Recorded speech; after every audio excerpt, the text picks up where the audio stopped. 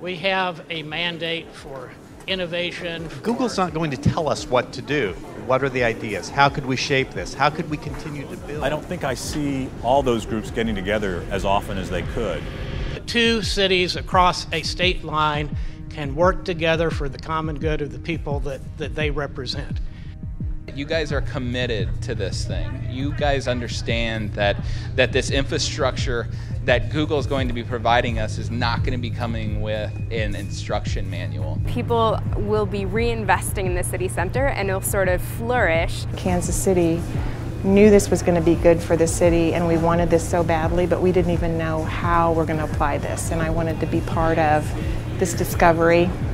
I thought it was amazing to see the Kansas City thought leadership community get together, check all their egos at the door, and just really talk from the heart about what Google Fiber and what Gigabit City can mean for our community as a whole. This has been a catalyst to get people talking about these ideas and how we can come together and what we should do. And one thing we talked about is really finding a better way to connect people with things that are going on around the city. This is going to put our city on the map even more than it already is, and I think it's going to make a smaller city, a city that's intimate, be much larger nationally. Google is all about connecting people and also bringing them relevance in their world. Well, how could you take that kind of one state mentality and expand it to a greater metro area and eliminate some of the borders and boundaries? Doctors can go to these clinics virtually through video and audio. Make the city a better place to live than it is already, whether it's enabling greater levels of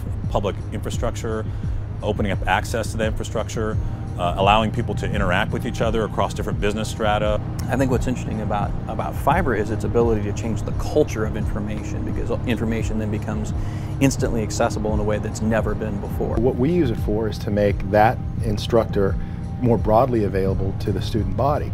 Now you take that same concept and you just extend it out across Kansas City at large. A lot of our ideas came from how can we give great tools to the children that are in these urban core communities. How do we change the instructor-led one-to-one time ratio to a one-to-many time ratio, where we can store information, we can distribute information, we can change education. You have a 6-year-old child using the internet in one way, you have a 66-year-old father of mine using the internet in a different way, and we need to make sure that we bridge the gap and educate everybody about how to embrace the technology. We need this generation to be a part of the entrepreneurs and tech startup. We have the capability for everyone to come and look at the stuff that we're creating in Kansas City, whether it's software applications or compelling content, because we'll have the bandwidth available to deliver that everywhere.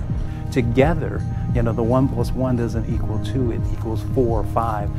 It's more if you can leverage that and really sort of now say it's the Kansas City metro area that's doing great things here. The community needs to communicate with each other. I mean, how is this all going to be strung together? I think it would have a tremendous impact. I hope this isn't the end. I think it's just scratching the surface. This is just the very beginning.